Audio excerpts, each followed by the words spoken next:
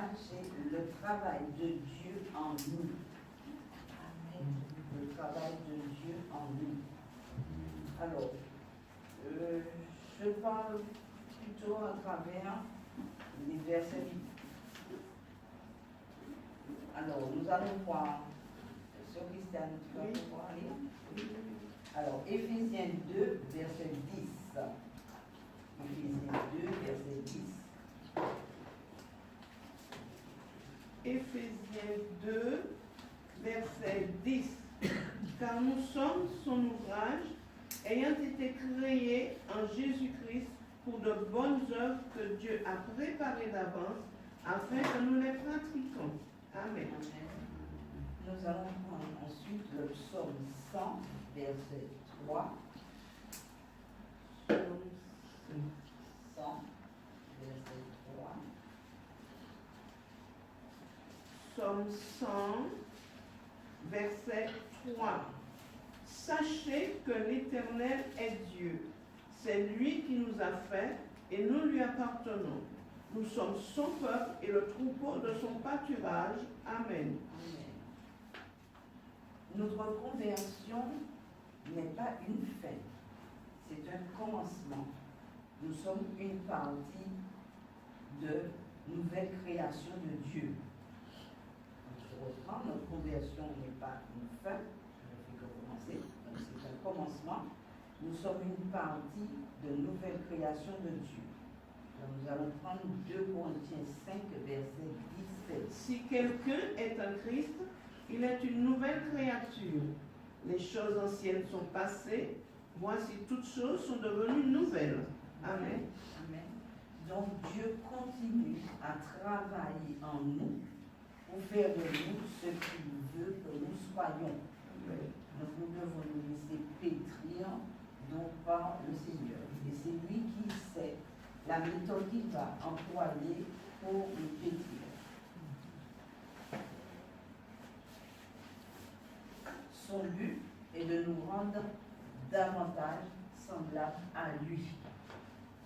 Et nous allons prendre Romains 8, verset 29. Car ceux qu'il a connus d'avance, il les a aussi prédestinés à être semblables à l'image de son Fils, afin que son Fils fût le premier-né entre plusieurs frères. Amen. Amen. Donc ça, c'est un petit peu l'introduction, hein, le travail de Dieu en nous. Alors, nous allons voir maintenant, mais comment Dieu travaille-t-il en nous? Alors, la première chose, c'est par son Saint-Esprit. Hein, c'est le Saint-Esprit qui est là pour nous modeler. Alors, nous allons prendre Philippiens 2, verset 13. Philippiens 2, verset 13. Philippiens 2, verset 13. Car c'est Dieu qui produit en vous le vouloir et le faire selon son bon plaisir. Amen. Donc Christ a achevé son œuvre de rédemption à la croix, mais il a ressuscité de la mort et il est retourné au ciel. Là, au ciel, il achève l'œuvre de perfectionnement de son Église. Amen. Nous allons prendre Éphésiens 4, versets 7 à 16. Alors, si c'est pour moi, je dois écrire. Éphésiens 4, versets 7 à 16. Éphésiens 4, 7, 16. Mais à chacun de nous, la grâce a été donnée selon la mesure du don de Christ. C'est pourquoi il est dit, étant monté en haut, il a amené des captifs et il a fait des dons aux hommes. Or, que signifie il est monté, sinon qu'il est aussi descendu dans les régions inférieures de la terre? Celui qui est descendu, c'est le même qui est monté au-dessus de tous les cieux, afin de remplir toutes choses. Et il a donné les uns comme apôtres, les autres comme prophètes, les autres comme évangélistes, les... Amen. Nous allons prendre une deuxième référence, Hébreux 13, verset 20, 21. Hébreux 13, verset 20, 21. Hébreux 13, 20, 21. Que le Dieu de paix, qui a ramené d'entre les morts le grand pasteur des brebis par le sang d'une alliance éternelle, notre Seigneur Jésus, vous rende capable de toute bonne œuvre pour l'accomplissement de sa volonté et fasse en vous ce qui lui est agréable par Jésus-Christ, auquel soit la gloire au siècle des siècles. Amen. Donc Christ nous équipe pour notre marche et notre œuvre ici sur cette terre. Il utilise pour cela 3 outils principaux. Alors, premier outil, la parole de Dieu. Nous allons prendre 1 Thessaloniciens 2, verset 13.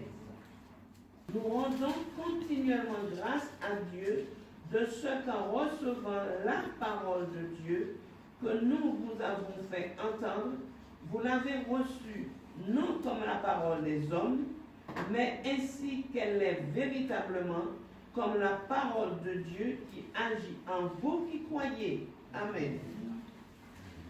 Alors, le deuxième outil, c'est la prière. Amen. Alors, la prière, nous allons prendre Éphésiens 3, verset 20, 21.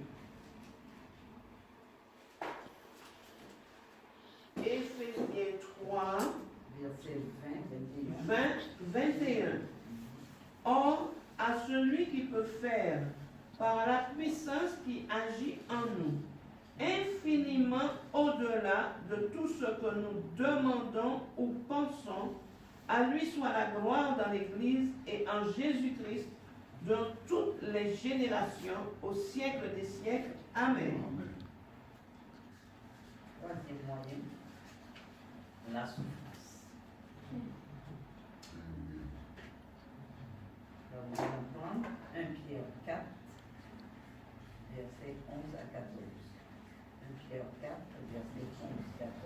Si quelqu'un parle, que ce soit comme annonçant les oracles de Dieu. Si quelqu'un remplit un ministère, qu'il le remplisse selon la force que Dieu communique, afin qu'en toutes choses, Dieu soit glorifié. Aimé.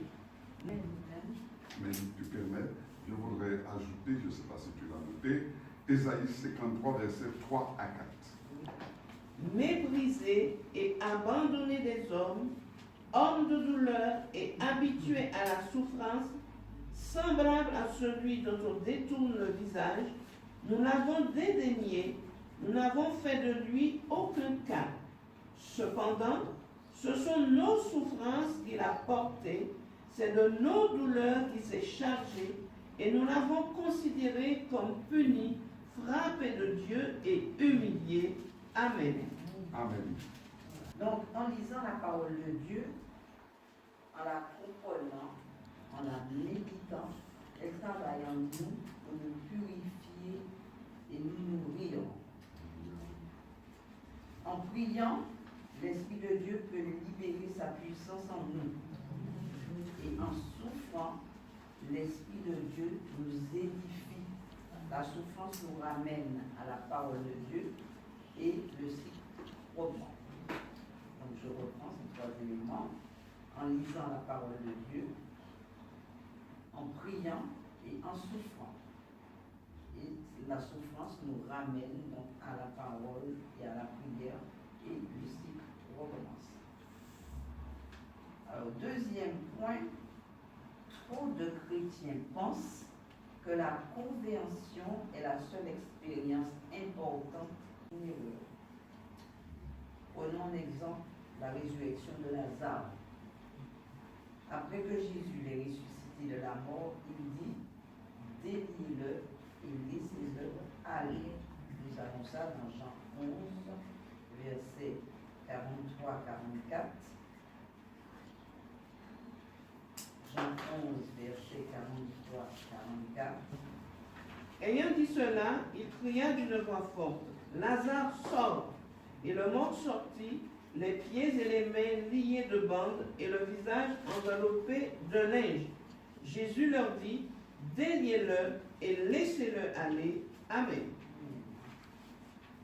Et troisième point, la même puissance de résurrection qui nous a sauvés et enlevés du cimetière du péché peut nous aider chaque jour à vivre pour Christ et le glorifier.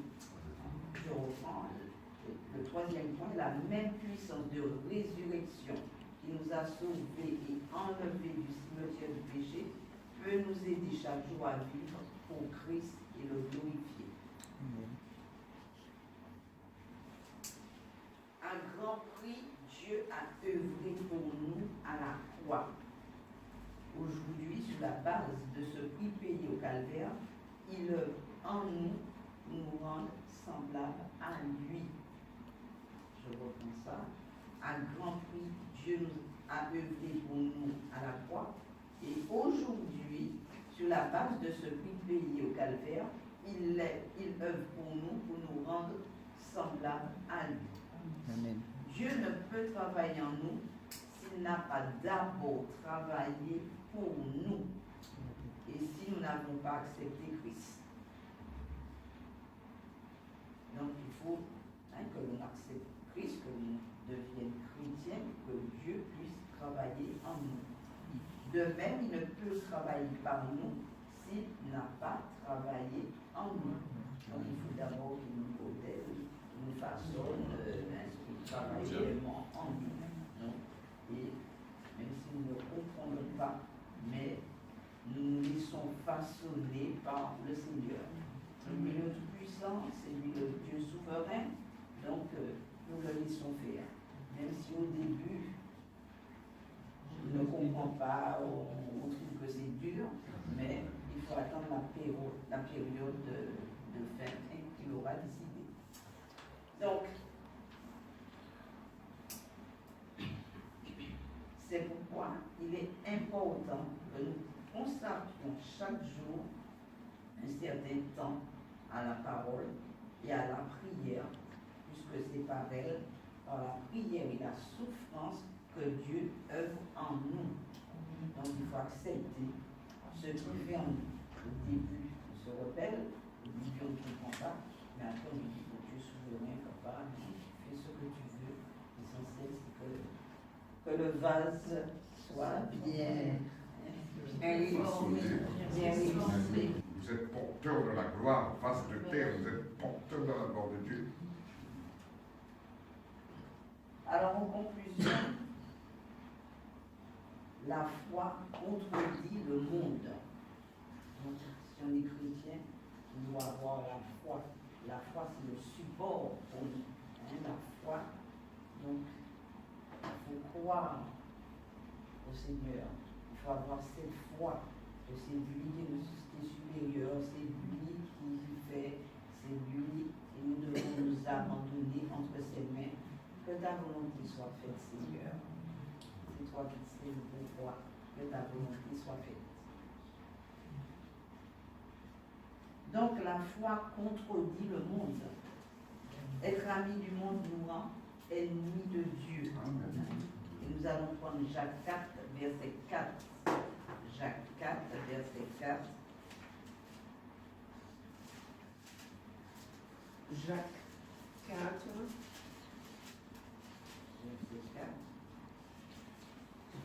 Jacques 4, 4. Adultères que vous êtes, ne savez-vous pas que l'amour du monde est inimitié contre Dieu? Celui donc qui veut être ami du monde se rend ennemi de Dieu. Amen. Amen. On se retire des pollutions du monde pour se rapprocher du Père. On pense différemment, on agit généralement à l'opposé du monde. Amen.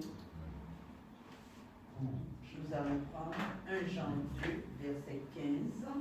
1 Jean 2, verset 15. Alléluia. N'aimez point le monde, ni les choses qui sont dans le monde. Si quelqu'un aime le monde, l'amour du Père n'est point en lui. Amen. N'aimez point le monde, ni les choses qui sont dans le monde. Si quelqu'un aime le monde, l'amour du Père n'est point en lui. Jean 4, verset 5. 1 Jean 4, verset 5. 1 Jean 4, verset 5. Eux, ils sont du monde. C'est pourquoi ils parlent d'après le monde. Et le monde les écoute. Amen. Donc, en naissant de Dieu, on s'oppose au monde. Nous allons prendre 1 Jean 5, verset 4. 1 Jean 5, verset 4. Parce que tout ce qui est né de Dieu triomphe du monde. Et la victoire qui triomphe du monde, c'est notre foi. Amen. Donc, obéir à la foi conteste ce qui se voit. Si on a foi, on n'a pas besoin de voir concrètement les choses. On a la foi. On sait que tu agis. Amen. On s'appelle à cela. Amen. Nous ne pouvons rien. Il est supérieur, il nous remet, c'est lui qui fait, c'est lui qui sait, c'est lui qui... Donc, nous devons nous abandonner à tout ce qu'il fait. Même si nous ne sommes pas tous d'accord avec lui, mais nous n'avons pas à le juger. C'est lui le souverain, c'est lui le maître. Alors, pour terminer, on va prendre bien le verset. On dit Hébreux 11, verset 1. Hébreux 11, verset 1. Hébreux 11, verset 1. Or, la foi est une ferme assurance des choses qu'on espère, une démonstration de celles qu'on ne voit pas. Amen. Donc, ce qui se voit n'a pas été fait de choses visibles. Et voilà, c'est ce que j'ai en travaillant après le verset, donc expliquer un peu le travail de Dieu en nous. Amen. Nous laisser façonner, modeler par le Seigneur. C'est lui qui connaît, c'est lui qui a conscience, c'est lui qui sait toutes choses. On n'a pas à combattre avec lui, on n'a pas à lui demander des comptes. Donc, nous devons simplement nous prier, nous lier à sa volonté. Amen. Amen. C'est lui qui sait le pourquoi des choses. Amen. Je voudrais juste ajouter que le matériau n'est complet que lorsqu'il passe par le feu. Amen. Alléluia. Il faut passer par le feu pour la purification, pour la modification en physique. Mais bien aimé, c'est nécessaire, quel que soit le matériau, même le fer, de passer par le feu. Eh bien, sois béni.